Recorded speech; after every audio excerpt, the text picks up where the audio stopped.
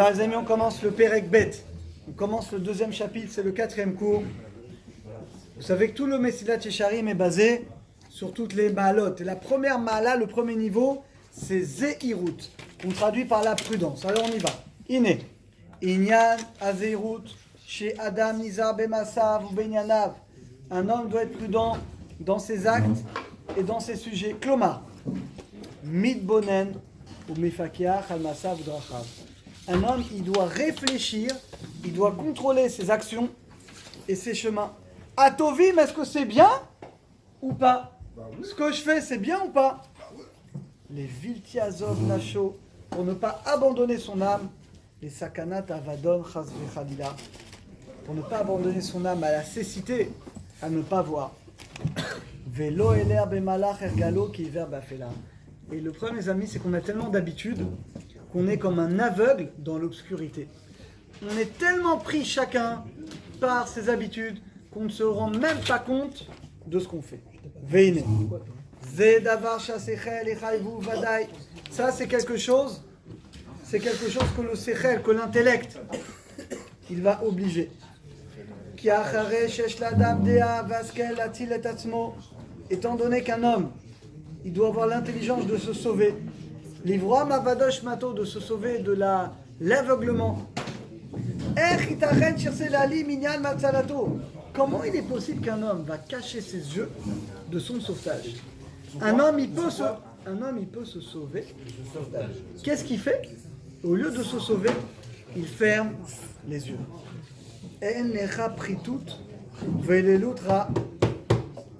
Il n'y a pas de bassesse et de bêtise plus grande que ça. Et là, écoutez bien ce qu'il va dire. Vaoseken, celui qui fait comme ça, il n'est pas chot ma behemoth, il est moins qu'un animal. Vachet ashabetivan mishpat atzmam. Vous savez qu'un animal, faites le test. Un chien, un chat, n'importe quel animal, mettez un feu, mettez un danger, tout de suite il se sauve. Donc on voit qu'un animal, quand il y a un danger, il se sauve. Et bien nous, on est moins qu'un animal.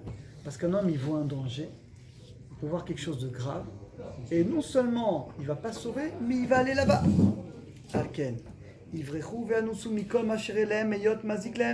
dit un animal, si quelque chose va lui nuire, il va s'enfuir. Eh bien, un homme, malheureusement, il n'est pas comme ça. Quelqu'un qui marche dans le monde, qui va dans le monde sans réflexion, Imtova Darko, pour savoir est-ce que son chemin est bien ou pas. C'est comme un aveugle qui va près de la mer. Asher Sakanato Vadai. Imaginez quelqu'un, il est près d'un précipice, il y a un vrai danger. Verato Krova, et il y a plus de chances de tomber s'il reste près que de ne pas tomber. Et pourtant, qu'est-ce qu'il fait? Il s'amuse, il joue là-bas. Il dit maintenant, cet aveuglement qu'on a, soit ça vient d'un aveuglement naturel, Omipne Aivaron Aretsoni, ou alors d'un aveuglement volontaire.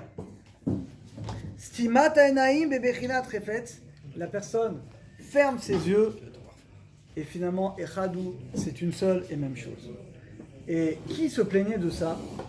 Le prophète Irmiaou Jérémie. Regardez, vous savez que Jérémie, c'est lui qui a annoncé la destruction du temple. Et il annonçait beaucoup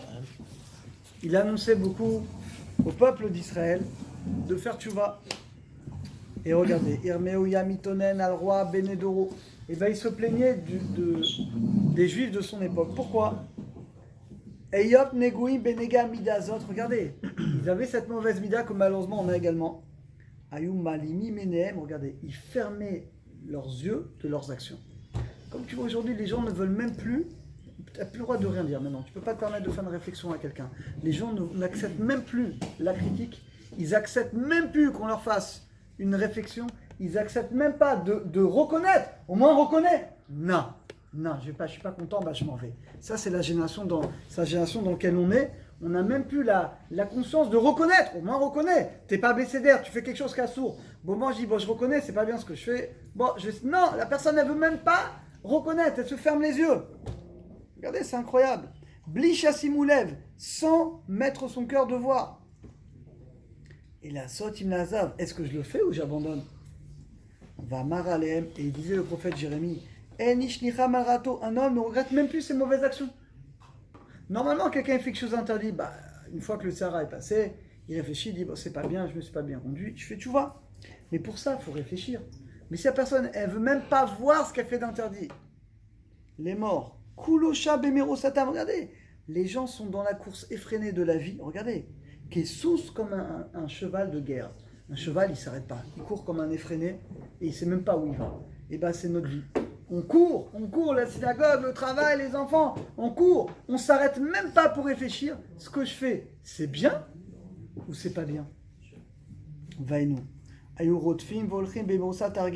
On est tellement pris par nos habitudes. Regardez, que la personne ne trouve même pas un zman, un temps, les dakdek, pour examiner les massim, les actions. Venimsa shenoflim bera. Et donc il tombe dans le mal, blirot, sans même le voir. Donc le problème, les amis, c'est que l'aveuglement qu'on a, c'est qu'on ne veut même plus reconnaître. Je donne un exemple très concret où tout le monde, malheureusement, on est tous plus ou moins concernés. On sait très bien que quand on est dans la maison d'Hachem, le roi est en face de nous, c'est très grave de parler des divrei chol dans une synagogue. Je ne parle même pas des gens qui ont leur téléphone pendant la tfila, quand on voit des messages, tout le monde sait que c'est un sourd. Tout le monde sait qu'une prière fait comme ça, elle n'est pas acceptée devant Hachem. Parce qu'on ne croit pas que le roi est là. Si le roi il est là, tu ne vas pas te permettre de faire ça. Donc tu ne crois pas que le roi est là. Si tu ne crois pas que le roi est là, Hachem, ta prière ne peut pas être acceptée. Et non seulement les gens ne changent pas, et quand tu leur fais la réflexion, ils vont même s'énerver, etc. Regardez l'aveuglement dans lequel on vit. On n'a même plus le dérecheres, le kavod, de dire quand je parle à quelqu'un, je ne peux pas faire autre chose en même temps. Et nous, on parle à Hachem, et en même temps, on envoie des messages, on renvoie, etc. etc. Regardez, on n'a même pas, si quelqu'un il s'arrête, il réfléchit, il dit, mais c'est honteux. Est-ce que je le ferai avec un homme? Je le ferai avec un client, avec un patron? Je ne le ferai pas. Comment je peux le faire avec Hachem? Si quelqu'un est honnête avec lui-même, il fait tchouva, à partir de demain, mon téléphone, il est éteint, je l'ouvre, après, quand j'ai fini la tfila, quand je finis mon étude, on voit que malheureusement, c'est pas comme ça. Les gens, ils peuvent vivre des années comme ça. Et si tu leur dis, ils vont se vexer en plus. Au lieu de dire, merci de m'avoir dit, je ne me rendais pas compte. Mais regardez dans quel aveuglement on vit, les amis. Et je prends un exemple, mais on peut citer beaucoup d'autres exemples. On vit dans un aveuglement, on n'a même plus l'honnêteté, la sincérité. Au moins, reconnais, ouvre tes yeux. Dis-le, dis, je ne suis pas bécédaire. Je ne suis pas bécédaire, Bézant Hachem, je vais m'efforcer de faire tchouva. On n'a même plus cette honnêteté. Et à l'époque de la destruction du temple, les Juifs, tu pouvais rien leur dire. Le prophète, il venait, les Juifs, au lieu de... Ils s'énervaient, ils lui rentraient dedans, etc. Ils remettaient en question le prophète. Regardez comment on n'a pas changé, les amis. Depuis 2000 ans, on reproduit chaque génération dans des fautes différentes, mais c'est exactement pareil. On reproduit exactement les mêmes fautes. Il dit, le prophète Jérémie, il dit ça, c'est la pire des fautes. Parce que la personne, elle ne reconnaît même pas. Donc elle ne peut pas faire tchouva. Quelqu'un, il reconnaît qu'il faute. Il y a un espoir qu'il fasse tchouva. Mais quand la personne, elle veut se cacher les yeux, non, je fais ce que je veux, et ça me saoule, etc. Alors la personne, qu'est-ce que tu veux faire? Il n'y a pas d'espoir. C'est ce qu'il dit ici. Il dit, l'homme ne regrette même pas ses mauvaises actions. Tout le monde court, sans s'arrêter. Il faut, les amis, il faut voir soi-même, pas les autres. Quand le Ramchal y parle, le but du moussard, c'est de voir chacun ses fautes à soi-même. Pas de voir les fautes des autres. Aïnou. Regardez, les Juifs étaient tellement pris par leurs mauvaises habitudes que finalement, ils ne savent même pas. Comme quelqu'un, imaginez quelqu'un, je donne un deuxième exemple, quelqu'un, il arrive tous les jours en retard à la tfila. Tous les jours, il arrive en retard à la tfila. Imaginez. Il y a un moment où il s'arrête. Il dit, mais je ne comprends pas. Est-ce que je le ferai avec un client? Est-ce que je le ferai avec un patron? Quand j'ai un rendez-vous très important, je ne vais pas le faire. J'ai rendez-vous avec le président Trump ou le président Netanyahou pour quelque chose d'urgent. Je peux t'assurer que tu es en avance. Pourquoi avec le maître du monde? Pourquoi j'arrive en retard? Quelqu'un il réfléchit, il dit mais c'est un manque grave de conscience. Donc il va faire un effort pour le lendemain arriver. Mais si la personne tous les jours elle arrive en retard, c'est la preuve qu'elle n'a pas conscience qu'elle parle au maître du monde. Regardez comment, encore une fois, on peut donner plein d'exemples. Chacun en est concerné. Vous savez, le pire des Tzara, Ilan, c'est qu'on ne s'arrête pas pour réfléchir. Arrête-toi, réfléchis. Le Yetzara, le travail, la tfila, l'étude, tac, et tu t'arrêtes même pas 5 minutes, mais réfléchis. Tu vas où? C'est quoi le but de ta vie? T'en es où dans ta vie? Tu avances. Tu avances. T'en es où dans ta relation avec Hachem, avec les autres, dans le DRS, dans les Midot? Regardez comment. C'est pour ça que le Yetzirah, il fera tout pour te faire rater le moussard. La lachot, tu vas être là, mais il fera tout pour t'occuper à faire des cafés, parler, fumer une cigarette, juste pour que tu n'écoutes pas, parce que la seule chose qui peut vraiment te faire changer, c'est le moussard. Les dagdak al-masim venimsa shenoflim bera. Et donc regardez, on tombe dans le mal sans même s'en rendre compte. Ve'ulam. Inezot behemet. Acha mitarbulot ha'etzara. Regardez la ruse. La ruse du Yetzirah.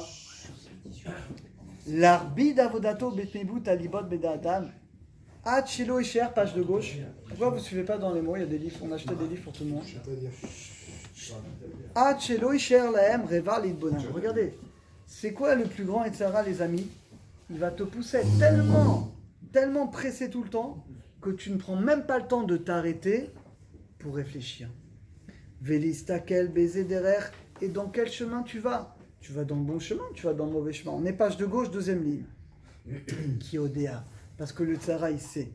Iloula yusamim libal. Écoutez les amis, si on prenait à cœur, qui bat 4 al darkem, si on s'arrêtait et qu'on prenait à cœur un petit peu ces paroles, Vada shemia matri linachem. Alors regardez, si quelqu'un, Bémet, il s'arrête 5 minutes et commence à réfléchir à c'est quoi la tfila? C'est quoi de parler à Hachem? C'est quoi le kavod de la synagogue? Et ben je peux vous assurer que son téléphone, il n'oserait même pas le sortir pendant la tfila ou pendant l'étude. Non, Serge. Ça veut dire que quoi? Le Yetzirah, il fait que tu n'y réfléchis pas. Tu vas même pas y réfléchir. Parce que si tu y réfléchis, tu fais tchouva, dans ce cas-là, tout de suite. Vada, que tout de suite on commencera à regretter nos mauvaises actions. Vaïta charata olechet. Et le regret irait tellement fort, jusqu'à ce qu'on arrêterait de fauter. Varé. Zemen et Paro. Qui connaissait ce secret? Regardez, nous on ne connaît pas ce secret. Paro, il le connaissait. Pourquoi Paro le connaissait? Qu'est-ce qu'il a dit Paro? Quand Moshe et Aaron sont venus, il a dit quoi? Tirba d'avoda. Alourdit l'esclavage. Pourquoi il connaissait ce secret? Parce que Paro, il sait que si on laisse les Bnei Israël réfléchir, ils vont faire tchouva et ils voudront plus continuer. Donc il a dit alourdit l'esclavage. Bon, aujourd'hui on est en esclavage. C'est pas un esclavage Baruch Hashem qui est physique, mais c'est un esclavage de la société. C'est un esclavage de téléphone. C'est un esclavage d'internet. C'est un esclavage de la parnassa. C'est notre forme. C'est notre forme d'esclavage où finalement on n'a pas conscience. Men etato paro atamikaven. Il ne voulait pas laisser de temps au Béné Israël de réfléchir. C'est ça le secret du Yetzirah. Ishmil Chama Milumad Barmamiut Yeshali Malet Al Chochma Vashkafak Dola, c'est qu'il ne nous laisse pas le temps de réfléchir. Alors les amis, il y a une seule manière de casser. Comment? Il te beau des doutes. Chacun il prend dans la journée. Tu prends quelques minutes, tu t'arrêtes et tu réfléchis, mais vraiment. Vraiment tu réfléchis. Est-ce que j'ai vraiment kavod de la Torah? Est-ce que quand je parle à Hachem, est-ce que j'ai conscience que je parle au roi des rois? Est-ce que j'ai conscience que je suis dans le palais du roi? Venez, on est honnête avec nous-mêmes. Chazak, Vadak, on n'a pas conscience. Si on avait conscience, on se conduirait autrement.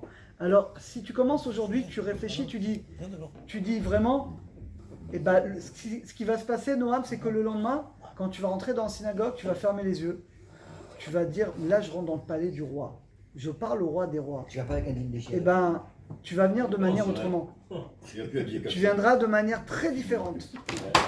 Tu vas venir avec un kavod très différent dans le comportement, dans les habits, dans tout, parce qu'on vient dans la maison du roi.